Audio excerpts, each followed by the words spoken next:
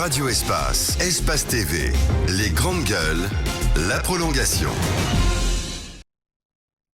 La prolongation, bienvenue dans la troisième partie de cette émission, Les Grandes Gueules. Nous parlons politique ce matin avec le cadre de concertation inclusif. Les premiers travaux, vous le savez, débutent ce vendredi au palais Mohamed V. Les partis politiques membres du G58 n'entendent pas y prendre part. Ils posent des préalables auxquels le gouvernement n'a pas réagi. Par contre, des lettres ont été adressées à toutes les coalitions politiques leur demandant de déposer au ministère de l'administration du territoire et de la décentralisation les agréments des partis qui les composent.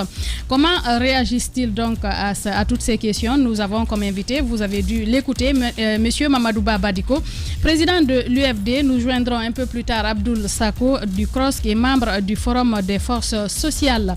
Quelques petites réactions avant de continuer avec vous, avec les questions avec notre invité. Nous commençons par ce premier. Que dit-il? Bonjour madame, je voudrais demander à votre invité, dans une famille, un père décide d'une réforme permettant à sa famille de mieux vivre. Est-ce possible de mettre le plan de réforme devant tout le monde avant la rencontre, ou la rencontre avant le plan de réforme? C'est une question, monsieur Doré, donc, qui nous envoie ce message. Avec la politique, le régionalisme et l'ethnocentrisme, ils doivent se taire maintenant, car ils n'ont rien de spécial pour notre cher Guinée. Laissez mon colonel Doumbouya. Nous continuons toujours avec quelques réactions. Et l'âge depuis Dubreka, battons-nous pour avoir beaucoup de magistrats qui seront les sentinelles, comme Charles Wright, il veut dire. Un autre message. Bonjour les grandes gueules, je ne comprends pas Diba aujourd'hui, sinon il est le plus humble et sympa comme d'habitude, il le dit, c'est Cheikh depuis Sangoya qui nous envoie ce message. Bonjour les GG, c'est eux qui n'aiment pas la Guinée. Ils veulent les biens de la Guinée, mais ils n'aiment pas les Guinéens. Les politiciens guinéens sont mauvais. Moussa qui nous écrit depuis Bokeh. L'année à laquelle le voleur décide d'arrêter le vol, cette année, tout ce qu'il ramasse ne sera pas restitué. Donc le président a le droit de rappeler les magistrats à l'ordre. Un dernier avant de continuer le débat. Bonjour les GG, les partis politiques membres du G58 ne cherchent que leur intérêt égoïste et nous voulons leur dire qu'avec ou sans eux, le train continuera. Donc, quelques réactions que nous avons prises dans le tas sur le 657 39 13 13. On a pris dans le tas. Apparemment dans le tas. C'est vrai qu'il y a beaucoup de réactions. Alors, on continue le débat avec vous, Antoine. On revient à notre invité. On parlait de cet acte du ministère de la décentralisation demandant aux partis politiques de faire déposer leur agrément au ministère. Il y a une question qui a été soulevée liée à l'UFD. On sait que l'UFD, c'est un peu la racine de l'UFDG. On a envie de comprendre l'histoire. Qu'est-ce qui s'est passé pour que l'UFDG naisse, pour qu'il y ait scissure entre vous et Baouri, avec qui vous étiez ensemble? Et est-ce qu'aujourd'hui, l'UFDG a son agrément? Ou pour compléter, entre l'UFD et l'UFDG, qui a son agrément? Lequel est parti agréé aujourd'hui? Eh bien, je ne vais pas s'étendre trop sur cette... L'UFD a été créé en 1991, en septembre, justement en réaction avec tous les ethnopartis qui étaient déjà en place. On a dit on va faire autre chose, nous allons vraiment faire du nouveau, et on a créé l'UFD. À l'époque, il y avait les regroupements étaient essentiellement régionalistes, et nous avons dit on va faire autre chose. Et on a rassemblé 5 entités là-dedans, et on a dit, écoutez, il faut faire la place aux jeunes, il faut donner la chance de s'exprimer. Et bien, on a mis donc notre ami Baouri, secrétaire général, et il animait un groupe qui s'appelait UFDG, qui était donc membre. Et malheureusement, les malentendus ont commencé là, lorsqu'on s'est rendu compte qu'en réalité, dans son esprit et celui de ses amis, il n'y a jamais eu de fusion. Nous n'étions venus qu'en renfort à son mouvement. Et tout s'est passé ainsi comme ça, jusqu'au moment où il a été arrêté par le ministre de l'Intérieur, Alcini Gomez, sous la forme d'une arrestation-invitation. Il a été arrêté, M. Baouri? Oui, il a été arrêté, mais ça s'est transformé en une véritable invitation, d'où il est sorti une alliance entre eux, et il n'est jamais redevenu le même. Et jusqu'aujourd'hui, on ne s'est jamais expliqué ce qui s'est passé en détention. Et nous avons vu un procès verbal dont on n'a pas la copie de l'entente qu'ils ont eue. Et la meilleure preuve a été le chuchotement, la façon dont c'est chuchoté à l'oreille avec l'entente de la comté, à la fin 1992 lors d'une présentation de vœux. Et pour nous, c'est la preuve qu'ils travaillent avec le pouvoir. Donc, à ce moment-là, on ne peut plus nous entendre. Et en 1904, oui, on ne peut plus nous entendre. On était plus la même. Et la dynamique de l'UFD à l'époque, qui était sur tout le territoire, vous étiez un parti d'opposition, a été cassée, oui. Et la dynamique a été cassée dès lors. Et donc, les choses ont évolué en 1995. Donc, on a créé un conseil permanent. Celui qui nous a réunis, le professeur Alfaso, président de l'UFD, président du conseil permanent. Et là, donc, les choses ont éclaté là. Et Bahouri est parti avec ses amis. Et avec ses amis... Ils ont créé l'UFDG. Oui, l'UFDG qui était le nom qu'ils avaient avant de fusionner avec l'UFD. D'accord. Ils sont partis avec les statuts de l'UFD. Ils sont partis avec le sigle de l'UFD. Parce qu'avec l'alliance, selon vous, Bahouri et les autorités de l'époque, on a créé l'UFDG dans le but de tuer l'UFD. Absolument. Est-ce que ça a été possible? Mais ils nous ont créé beaucoup de problèmes puisque la dynamique de l'UFD à l'époque était quand même cassée. Ensuite, je vous rappelle que nous revendiquions la conférence nationale souveraine, vérité, justice et réconciliation. On était les seuls. Et tout le problème, c'était, on avait dit, pas d'élection tant qu'on n'avait pas cette conférence nationale souveraine, vérité, justice et réconciliation. Et donc, l'UFD gênait sérieusement le pouvoir donc, des autorités de l'époque. Et c'est comme ça qu'ils nous ont totalement affaiblis. Et le fait qu'on ait boycotté également toutes les élections pratiquement jusqu'en 2005, leur a facilité un petit peu la tâche, ça je l'avoue. D'accord. Vous voulez dire que Bahouri a contribué un peu à casser le côté, à déstabiliser l'opposition de l'époque? Est-ce que ça lui a bénéficié lui-même? C'est une question que je pose. Ça ne lui a pas bénéficié lui-même, mais l'UFD avait une assise à l'époque qui inquiétait tout le landerneau politique, aussi bien le pouvoir que les partis d'opposition. Alors, l'autre question, je crois à l'origine de celle de Antoine, c'est bien autour de l'agrément. Oui. Vous étiez le parti constitué depuis 91 en septembre exactement comme vous l'avez dit. Oui, agréé. En 92, le 4e agréé par le ministère de l'Intérieur dans le cadre de la loi fondamentale. D'accord. Oui. Et ensuite, le groupe ou le mouvement, l'UFDG, qui était greffé à l'UFD. Non, fusionné. Alors, fusionné. Et aujourd'hui, chemin faisant. Il n'était plus censé exister. Alors, chemin faisant, on vous retrouve aujourd'hui à deux, ou en tout cas parmi les autres, sur l'échiquier politique. Au point de nous poser la question, puisque l'UFDG avait été fusionné, est-ce qu'il y a eu un nouvel agrément qui lui a été donné pour qu'il soit parti vraiment légal qui travaille sur le terrain, ou c'est toujours sous les ailes de l'UFD que vous portez aujourd'hui? Eh bien tout ça c'est la responsabilité du ministère de l'administration territoriale.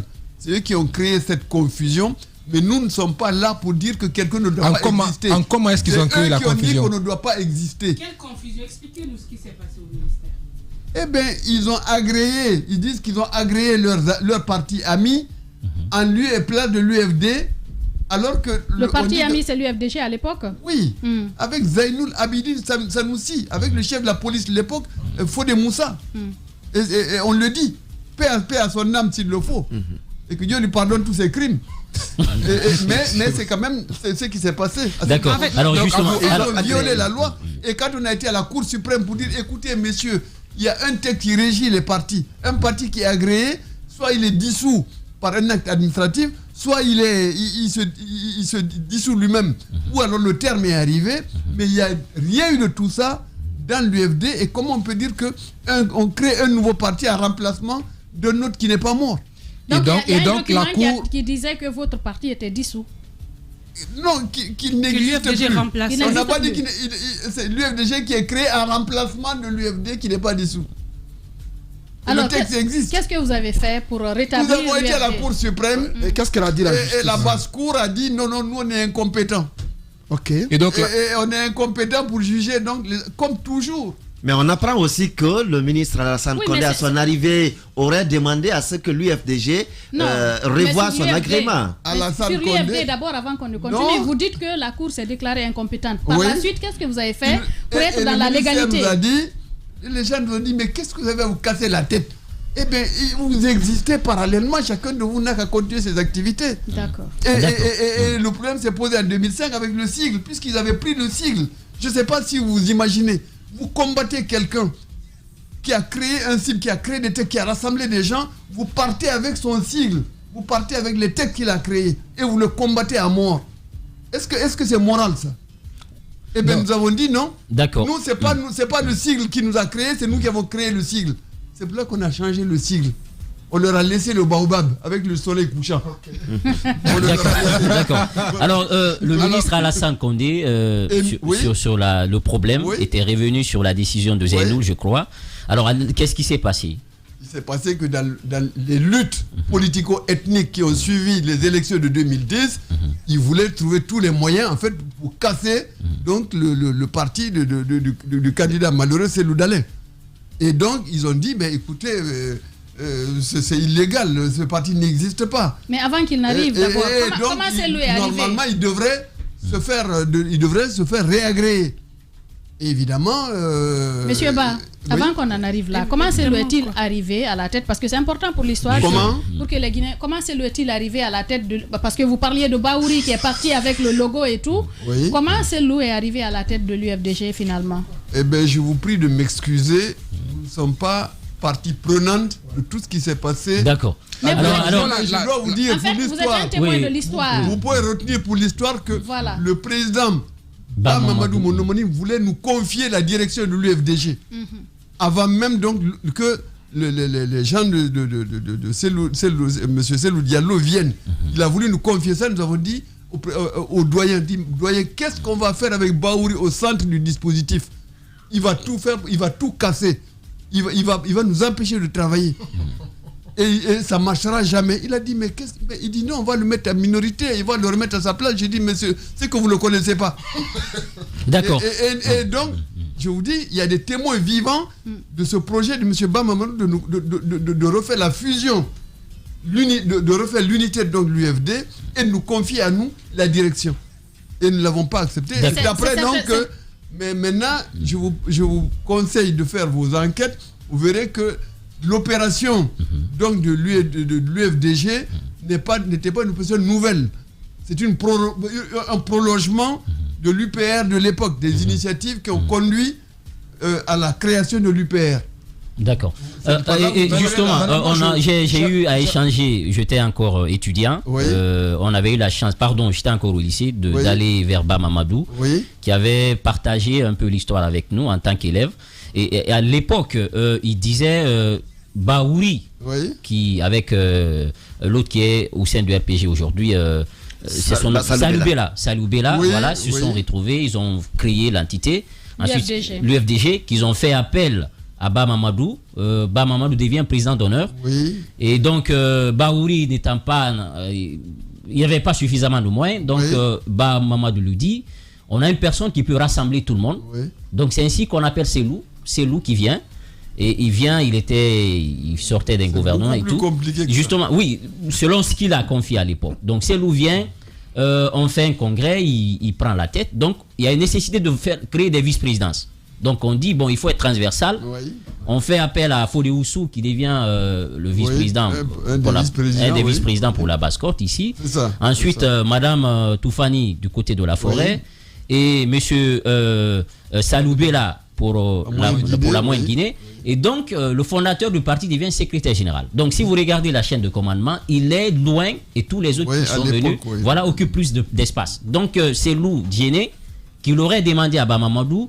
Écoutez, c'est quand même le fondateur du parti. S'il devient secrétaire général, est-ce que ce n'est pas gênant?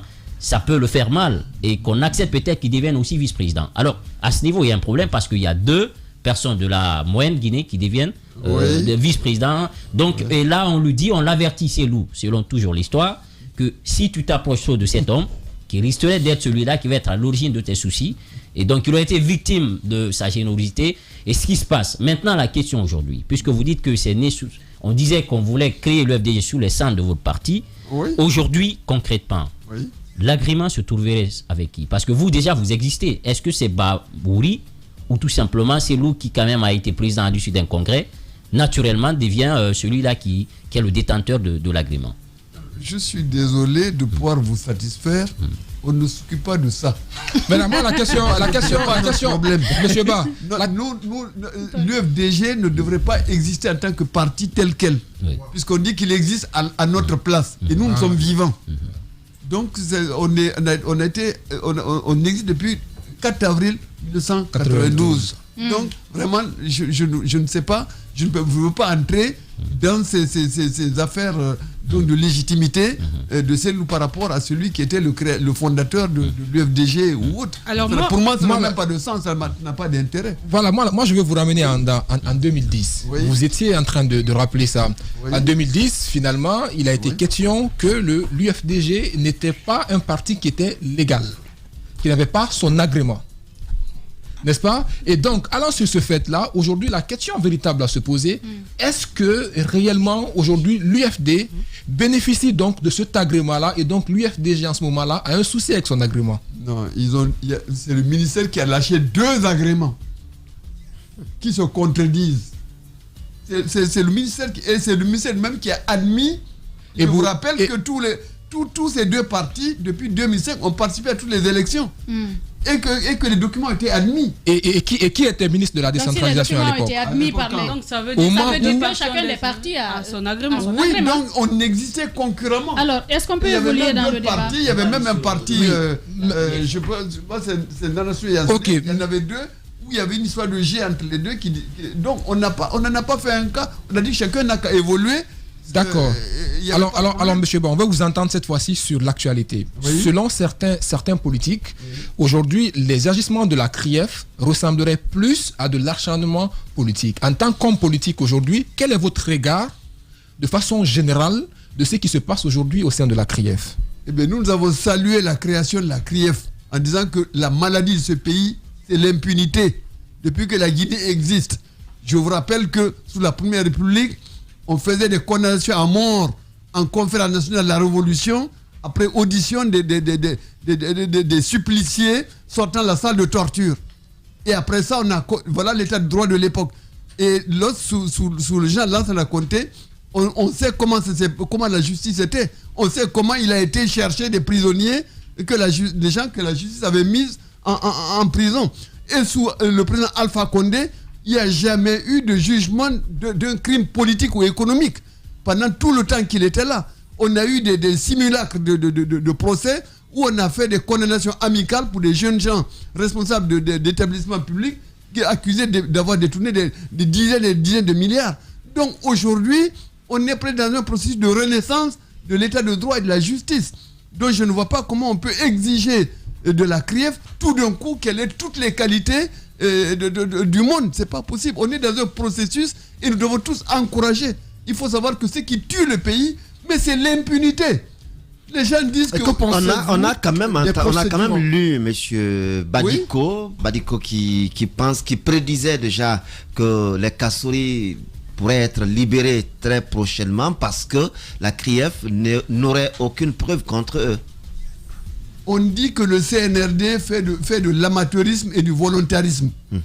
Ils ont des objectifs qui sont certainement nobles, mais la façon dont ils s'y prennent ne leur permettront pas d'arriver... Comme quoi, par exemple? Qu'est-ce qu'ils ont fait qui est anormal ou qui est amateur? Eh bien, la façon dont travaille la CRIEF. Comment a-t-elle travaillé? Comment on peut prendre des dossiers de 2009, c'est-à-dire donc avant de 2009, pour dire que prétendre faire des audits de 2009 qui n'étaient même pas faits par des professionnels de l'époque et dire qu'on va faire des jugements. C'est possible, non? Mais ça quand on dit que le crime économique est imprescriptible, c'est possible aujourd'hui que ce soit... Attention, on n'a pas... Mais il faut remonter à 63 ans si vous voulez. Mais je dis qu'ils ne se donnent pas les moyens de leurs objectifs. Un jugement, mais il faut convaincre le tribunal que le prévenu a tort. Et que pour apporter la preuve. Est-ce qu'ils ont les preuves? Ils ne les ont pas. Vous ne pouvez pas l'affirmer ainsi, M. Badiko. Mais si nous vous ne pouvez pas l'affirmer ainsi. Mais la preuve, je dis qu'ils ont des présomptions. Oui, mais justement. Ils ont des relevés de banque. Ils ont des choses. Puisque justement, on s'est battu pour qu'il y ait la déclaration des biens, qui aurait dû être un excellent balisage juridique pour coincer des gens qui sont enrichis illégalement, de façon illicite, Mais il n'y en a pas. Est-ce qu'il y a des audits sérieux, des audits incontestables? Mais c'est grave ce que vous dites ce matin quand vous dites qu'ils n'ont pas de preuves. Est-ce que vous êtes parti fouiller dans leur tiroir?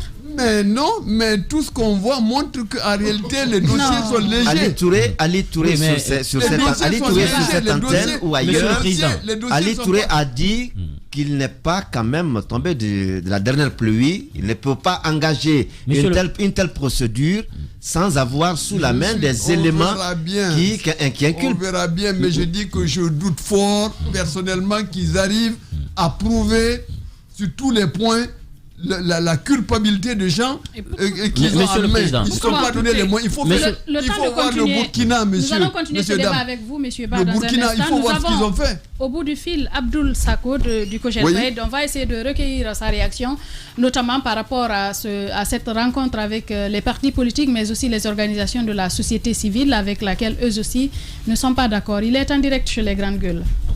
Les Grandes Gueules. Bonjour, monsieur Sako. Oui, bonjour Mme Miro, bonjour à vos co-chroniqueurs et ainsi à vos millions de téléspectateurs. Bien, allez-y Antoine. Oui, M. Sako, vous êtes membre du Forum social de Guinée. Dites-nous d'abord comment est né ce forum, parce que beaucoup de Guinéens sont surpris de le voir sur pied. Dites-nous pourquoi sa naissance, mais qu'est-ce que vous dénoncez dans la conduite de la transition? On a lu vos différents communiqués, vous dénoncez le fait que le CNRD, dans sa méthode, n'associe pas tout le monde. Aujourd'hui, qui est membre de ce forum et qu'est-ce que vous revendiquez concrètement?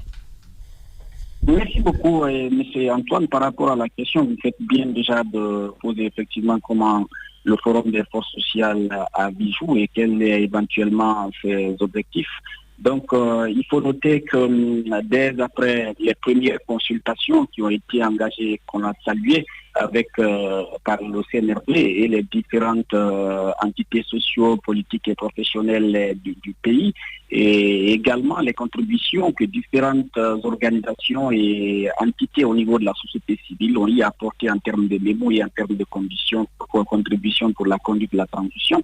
Et il était question de voir comment nous pouvons du mieux que possible transcender les dissensions, mettre les questions d'ego de côté et voir comment le mouvement social dans son ensemble peut être une véritable dynamique aujourd'hui qui permet de booster tout ce qui est compétence et également volonté, donc y compris la volonté affichée par le président de la transition à nous doter d'une transition réussie. Et en deuxième position, et comment effectivement Abdoul Sako, vous devenez long. Antoine a posé une question simple. Comment est né ce forum social de Guinée? Est-ce qu'il est né sous la transition ou bien il existait avant? Je crois bien, effectivement, c'est ce que je suis en train de dire. Je dis c'est après les différentes contributions qu'on a eu à faire en amont. Nous sommes dit maintenant, là, il faut se constituer et booster toutes ces énergies-là, mettre ensemble ces énergies pour que le mouvement social puisse être une véritable dynamique qui permet la réussite de la transition de façon apaisée. Et au deuxième élément également aussi, j'ai répondu la constitution et l'objectif en même temps pour nous gagner, pour nous aider à gagner en temps. Et deuxièmement, comment du Forum des forces sociales de Guinée, nous pouvons, dans l'esprit de la charte qui parle des forces vives et du dialogue, faire des forces vives de la nation une véritable dynamique de dialogue et d'action pour une transition. Oui, Monsieur Sako, allons-y dans le contenu de votre déclaration. Vous dénoncez la manière par laquelle on a mis en place les assises nationales. Vous n'êtes pas d'accord avec le cadre de concertation. La durée de la transition, vous réclamez qu'on connaisse une date. Clairement, vous avez les mêmes positions que les partis politiques et le FNDC. Je pense qu'il ne faut pas, cela ne doit pas être une surprise aujourd'hui que les différentes entités du pays puissent avoir les mêmes positions. Mais ce qui est plus important, c'est le bien fondé de ces positions qu'il faut aujourd'hui questionner. Je pense aujourd'hui, il faut être de mauvaise foi aujourd'hui ou faire la sourde oreille, de ne pas reconnaître qu'on est énormément en retard aujourd'hui et que la transition burkinabé qui est venue bien avant nous, est que les Burkinabés soient à mesure aujourd'hui bien après nous peut-être. Comment elle est condition, voilà, après nous, comme qu'aujourd'hui nous sommes incapables de dire quel est le contenu de leur transition, où nous voulons aller avec notre transition, quelle est la durée que nous voulons donner à notre transition. C'est un élément aujourd'hui, il faut être clair dessus. La question des assises aujourd'hui a été saluée de façon générale. Mais l'impréparation et qu'il faut la manière d'organiser les assises nationales font aujourd'hui que les résultats que ces assises pouvaient nous permettre à avoir, et on ne peut plus les avoir avec une certaine division dans l'opinion. Il n'y a pas une pédagogie qui permet de rassurer ceux qui sont réticents et ceux qui pensent aujourd'hui qu'ils pouvaient avoir. La preuve en est que les thèmes de référence des assises n'ont jamais été publics. Bien, et par laquelle la question de dialogue, s'il faut revenir sur la question de dialogue, nous avons rencontré effectivement le ministère de l'administration du territoire. C'est vrai, le décret a pris un certain nombre d'aspects que nous avons demandé en termes du cadre. Notamment, le cadre doit être structuré, le cadre doit être inclusif. Mais pour autant, nous avons tiré les leçons au jour d'aujourd'hui. Le cadre, on n'a pas demandé un cadre de concertation. Il faut faire la part des choses. La concertation telle que libellée, c'est venir vraiment nous exposer un sujet, où vous donnez votre point, après on va vous dire qu'est-ce qui a été retenu. Mais nous voulons un dialogue aujourd'hui où nous assumons nos positions, nous mettons nos idées à débat, nous mettons nos positions à débat sur des sujets bel et bien précis, tels que la question de la durée de la transition.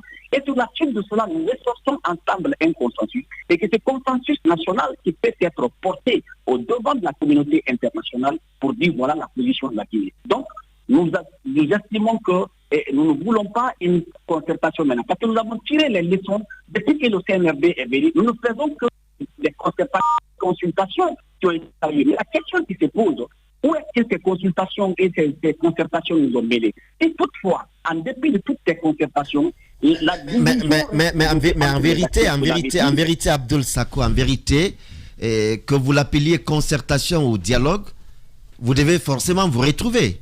Tous les acteurs doivent se retrouver de toute façon pour parler de quelque chose. Mais vous ne pouvez pas rester dehors et vouloir que vos intentions soient exécutées par d'autres. Bien, M. Antoine, dans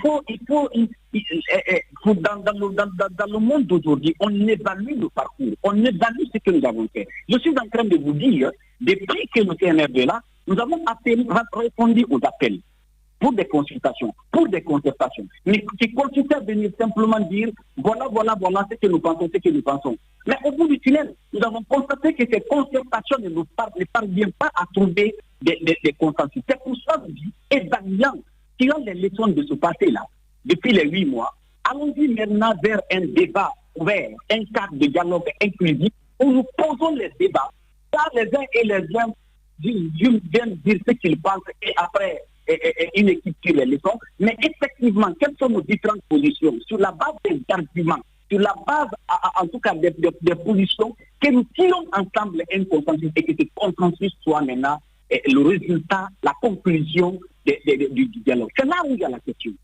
Abdoul Sako, président du CROSC, membre du Forum social de Guinée. Allez-y, Mafoué Bangoura. Dernière question. Depuis que le CNRD est là, on entend plus parler de concertation. Il y a eu ces concertations au Palais du Peuple.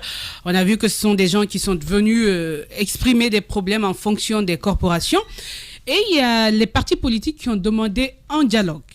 Et du côté du MATD, on a estimé que la société civile aussi avait sa place. Et vous n'êtes pas sans ignorer que les partis politiques ne vous veulent pas autour de ce dialogue. Maintenant, les problèmes que vous énumérez, on peut bien les comprendre. Mais qu'est-ce qui vous empêche d'aller parler autour de la table de ce que vous attendez de cette transition au lieu de faire de ce dialogue un autre problème difficile à gérer? C'est ce que moi, je ne comprends pas. C'est l'objectivité recherchée. Je pense que l'important n'est pas seulement d'être présent, de faire de la figuration. L'important n'est pas seulement de dire que les Guinéens se sont retrouvés. Mais il faut que nous nous accordons sur comment nous allons nous retrouver. C'est ce qui est plus important. Je suis en train de vous dire que depuis le début de la transition, nous allons jamais bouder quoi que ce soit. Et l'esprit n'est pas encore de bouder, mais plutôt encore que de voir comment nous pouvons mieux faire.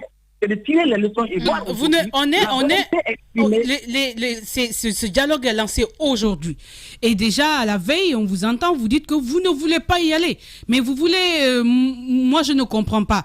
Mais vaut mieux vous ne pensez pas qu'il faut déjà aller à ce dialogue et dire c'est quoi le problème? Parce que vous exigez des choses, maintenant ça va durcir les positions du côté du MATD, un cadre qui a été demandé, qui est offert, et on dit on n'y va pas encore parce qu'on veut ci, on veut ça. Mais pourquoi ne pas aller dire ce qu'on veut là-bas? C'est ma question en fait. Vous me permettez, je pense qu'on se parle, mais on ne s'écoute pas. Je dis une fois encore, je me réjouis d'ailleurs que vous-même, dans tout ce que vous êtes en train de dire, vous répétez régulièrement dialogue. Mais pourtant, au niveau de ce qui nous est offert, c'est la concertation qui est demandée. C'est-à-dire, venez dire ce que vous voulez, après on va vous dire la suite. Mais nous voulons maintenant, nous venons ensemble, nous exposons nos problèmes, nous discutons ensemble, de là nous tirons un consensus qui va être le résultat du dialogue. Je vous dis encore une fois que depuis que la transition a commencé, nous nous concertons. Nous consultons. Mais est-ce que pour autant ça nous a permis d'avancer? Pourquoi ne pas alors changer d'approche, changer de fusil d'épaule pour que, enfin, nous pouvons sortir de l'impasse et trouver le chemin? Et une fois encore, ce n'est pas les politiques seulement qui ont demandé la question du dialogue. Nous l'avons demandé et nous avons salué d'ailleurs afin que le ministre de l'administration du territoire prenne de la dimension et de savoir qu'il n'y a pas d'exclusion. Mais d'exclusion pour le dialogue, mais pas pour continuer encore à se concerter. Oui, Monsieur Sako, parlons de votre forum, le forum des forces sociales de Guinée, sa composition. Parce qu'aujourd'hui, autour de la table, il y aura d'autres entités qui seront présentes. Le ministère va se contenter peut-être de celle-ci. On apprend que le CNOSC sera présent au Palais du Peuple, au Palais Mohamed V. La COGELPED est membre du CNOSC et nous constatons qu'il y a une division dans la démarche. Est-ce que, à cette allure-là, cette division ne va pas être... est-ce que le Sénat ne va pas profiter de cette division pour pouvoir avoir en face des interlocuteurs qui vont juger fiables et légitimes? Et peut-être qu'est-ce que vous allez faire à l'issue de cette rencontre qui démarre aujourd'hui? Vous ne participez pas, qu'est-ce que vous allez faire?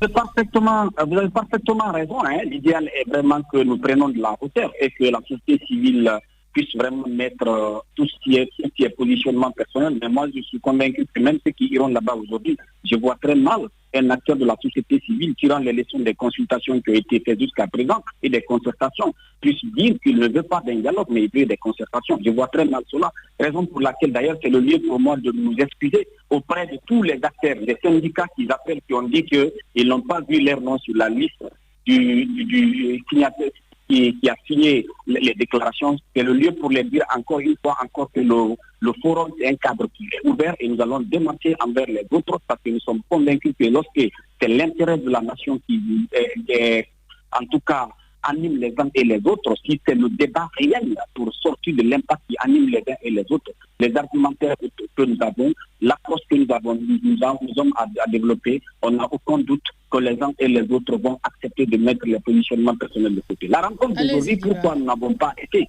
Nous avons dénoncé deux aspects. Le premier, d'abord, il faut sortir de l'habitude, c'est à partir de la nuit que les gens sont appelés, prenez prendre votre carte pour aller le lendemain à la rencontre. Deuxième niveau aussi, nous aimons les solennités maintenant, nous aimons les cérémoniales dans le pays. Et l'approche d'une transition, c'est le pragmatisme, c'est la proactivité. Le temps est très important. Nous avons estimé que ce cadre-là, aujourd'hui, on aurait aimé. C'est comme si on veut mettre une machine en place et les pièces ne sont pas reconstituées. Donc, une fois encore, nous avons pensé que les résultats, si nous faisons le dialogue, les conclusions du cadre de dialogue peuvent faire l'objet d'une solennité, d'une rencontre officielle de présentation auprès du président de la transition, y compris les partenaires. Mais lancer une machine qui n'est pas reconstituée, nous avons pensé que les cérémoniales là aussi, il faut s'en passer, il faut aller vers le concret. D'accord.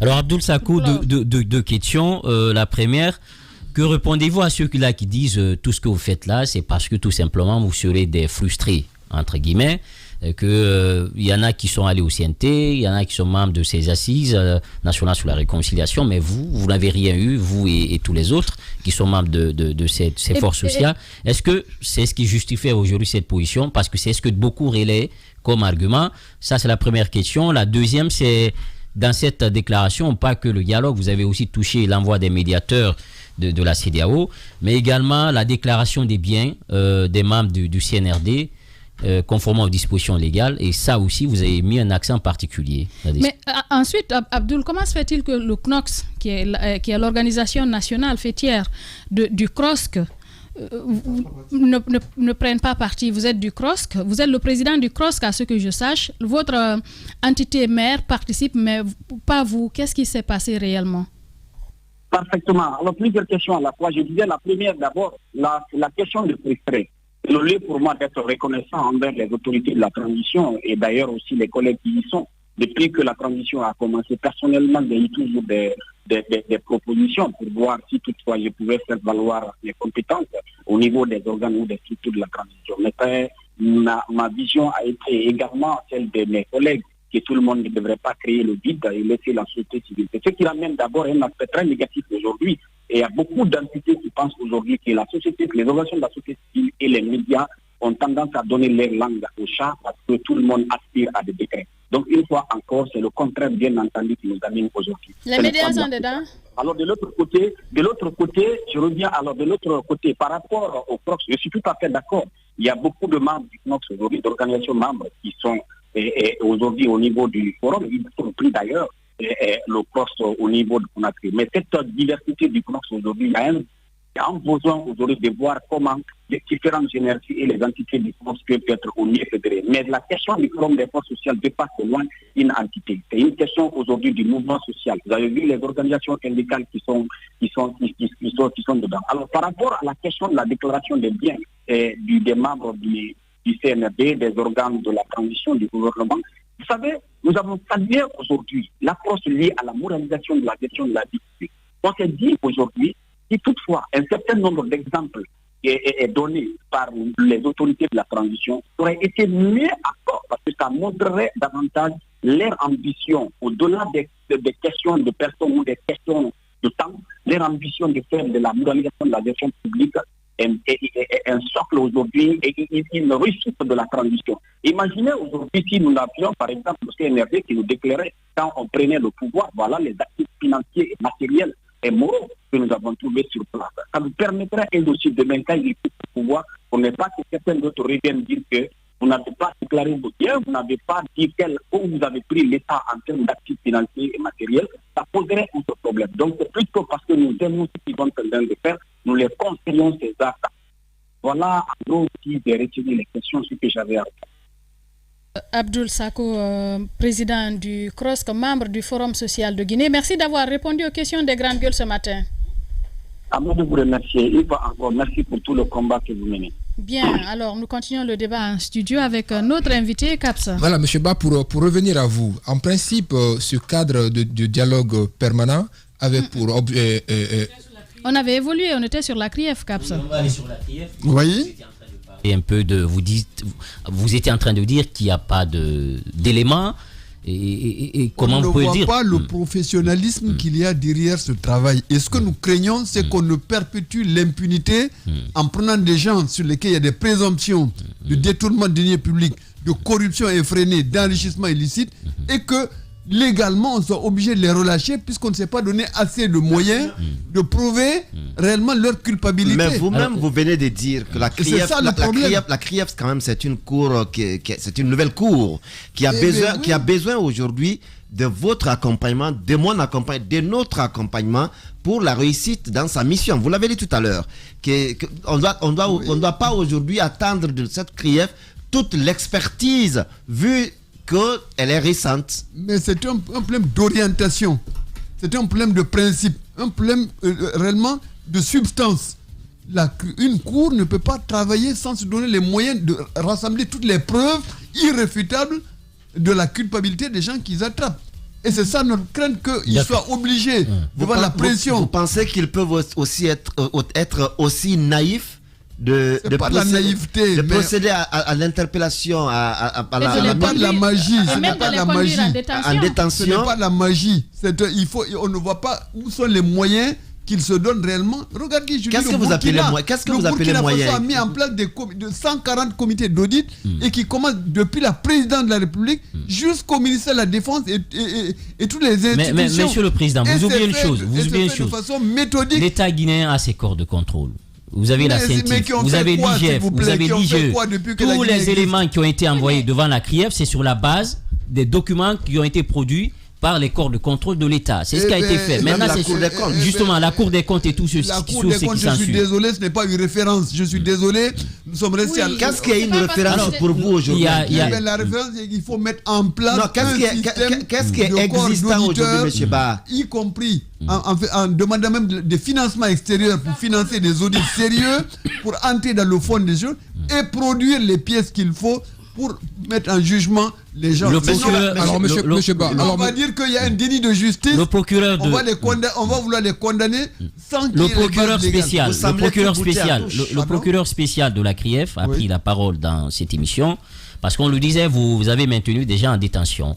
Alors, ça obéit à un principe. Il y a un code de procédure pénale. Il a dit clairement ici qu'effectivement, il peut opter pour un flagrant délit lorsqu'il est face à deux cas. Soit la personne qui est mise en cause avoue les faits, ou tout simplement s'il constate qu'il y a suffisamment de charges contre la personne, il peut opter pour un flagrant délit, donc un mandat de dépôt. Alors, jusque-là, c'est ce qu'il est en train de faire, conforme à la loi, qui quand même régit un peu ce dispositif-là. Est-ce que vous ne pensez pas, c'est trop tôt aujourd'hui, de faire un jugement à un procureur, à une juridiction spéciale, qui est une juridiction spéciale, justement une juridiction spéciale qui est pour le moment sur une très bonne lancée. Ils ne pourront pas s'en sortir s'ils n'ont pas des dossiers d'expertise sérieux, solides et irréfutables. Vous dites s'ils n'ont pas. Oui. C'est conditionnel. Dites-moi, quand vous prenez les derniers, vous ne savez pas que le budget a brûlé? Lorsque le président Alpha Condé a ordonné l'audit donc des finances publiques, n'est-ce pas que le budget a brûlé? Oui, à l'époque. Et vous avez quelle preuve? Quel document vous avez? Quel hôtel? Vous voulez dire que la Guinée ne dispose d'aucun document aujourd'hui qui permette à la CRIEF de travailler? Je dis, il n'y a rien de sérieux. Il n'y a rien de sérieux. Et je dis qu'un avocat, si peu compétent, peut démolir la plupart des accusations qui sont faites pour des gens qui pourtant affichent des richesses insolentes et qu'ils ont acquises illégalement. Et vous savez que ces richesses-là existent. Mais justement, là, on est dans la présomption, madame. Vous connaissez les salaires de ces personnes, justement. On est justement dans la simple présomption. C'est vous qui doutez du travail de la CRIEF. Je n'ai pas douté, je dis que ce n'est pas suffisant. Vous n'y croyez Lorsque pas. vous dites enrichissement illicite, sur la base de relevé de banque, je suis d'accord. Que quelqu'un ne peut pas justifier. Moi, par exemple, simple journaliste, comment je peux sortir un immeuble de terre? Non, mais il n'y a pas que ça. Mais je dis que de toute façon, alors, monsieur le président, vous oubliez aussi une chose. Mais je dis que ça ne suffit pas. Et lorsque vous dites on audite une gestion, on n'audite pas simplement vraiment des individus. C'est une gestion qui doit auditer. Mais à la tête de cette gestion, il y avait des individus. Oui, mais ils doivent répondre. Monsieur Ba, à vous écouter, la CRIEF est en train d'aller très vite en besogne. Elle ne s'est pas donné les moyens justement d'arriver au bout pour nous débarrasser des prédateurs, des corrompus et des gens qui sont enrichis. D'accord, parce qu'ils ne donnent pas les moyens. Parce que tout simplement, ils auraient une pression. Est-ce que cette pression viendrait du CNRD? Clairement, est-ce que c'est ce que vous avez envie de dire? On ne fait pas de procès d'intention. Je dis c'est tout à fait normal. Mais il faut d'abord que ce soit systématique et que ce ne soit pas uniquement une période de gestion, mais que ce soit pratiquement tous les éléments sur lesquels on peut avoir une documentation. Et il faut prendre l'exemple sur nos frères burkinabés. Mais c'est un processus, vous l'avez dit. Eh bien, le processus ne donne pas de garantie, puisque ce qu'ils font là ne permet pas réellement d'arriver. La preuve, c'est que les accusés, leurs avocats ne te prient pas de faire des remarques, des remarques sur lesquelles on est obligé de... Non, mais c'est leur droit, c'est leur rôle en tant qu'avocat. Puisque justement, on ne les a pas assommés avec des rapports d'expertise sérieux et qui sont irréfutables. Le vol est là, le pillage de la richesse publique est là. Et bien, il faut donner les moyens de fournir les preuves et pas condamner les gens seulement sur des présomptions. Oui, mais sauf que dans ce cas spécifique là, c'est à l'accusé de fournir des preuves. Nous sommes en finances publiques là.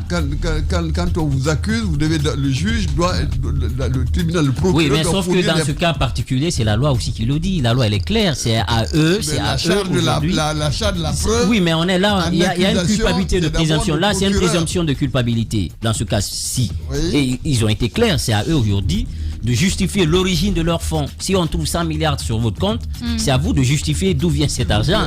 Si vous avez 10 buildings, c'est à vous de justifier. On a dit l'enrichissement illicite, la corruption, le blanchiment d'argent. Quand vous dites l'enrichissement illicite, mais je vous dis effectivement, sur le simple relevé de compte de banque vous appartenant, on trouve des fortunes. On peut parfaitement vous coincer, c'est suffisant. Mais c'est ce qui est en train d'être fait. Corruption, détournement des deniers publics, ce n'est plus la même chose. Ce n'est plus la même chose. Bien. Ce n'est plus là, il faut entrer dans la procédure, savoir qu'est-ce que vous avez fait, combien vous avez dépensé, qui a été votre complice et quelle a été la finalité de votre action néfaste. Mais je dis que de toutes ces accusations, il n'y a que l'enrichissement illicite. Pour ceux dont ceux qui ont eu l'imprudence de laisser de l'argent en banque, c'est les seuls qu'on peut coincer alors que... Et c'est suffisant. Alors que... Et c'est suffisant, monsieur Ba. Ici, la gestion de la chose publique sert à s'enrichir. Bien. Voilà. En tout cas, merci d'avoir accepté notre invitation ce matin. Merci. Voilà, rapidement, en 1 minute, Antoine, on va parler de publicité, ces tarifications qui sont désormais connues. Pour terminer, en 1 minute. Oui, on a reproché au ministère d'être trop silencieux depuis l'arrivée de la nouvelle ministre, Rose Pollard. Apparemment, hier, on nous a montré que le ministère travaille. Ils ont sorti hier un arrêté dans lequel on fixe désormais les nouvelles tarifications appliquées aux prestations et supports publicitaires en République de Guinée. Ce qui, dans le contenu, comme vous le disiez, désormais tout est payant. Désormais, on ne fait plus les choses n'importe comment en République de Guinée, à tous les niveaux. Même sur nos pages Facebook. Facebook, lorsque vous faites de la publicité sur votre page Facebook, vous devez prendre une licence. La licence annuelle est de 1 million de francs guinéens pour les réseaux sociaux. Et ce qu'on a relevé dans cet arrêté du ministère de la Communication et de l'Information, il se trouve qu'au niveau de la RTG désormais, parce que le service public, on fixe les tarifications publicitaires. À la RTG, les montants pour la publicité ont été rehaussés. Pour la couverture médiatique et tout cela, il y a assez de choses que contient cet arrêté du ministère. Et on a l'impression que l'État ou le gouvernement a envie de renflouer les caisses. Et pour ça, parce qu'on sait qu'il y a beaucoup de ministères qui n'ont pas de direction, qui rapportent beaucoup d'argent, et désormais, l'OGP est mise à contribution.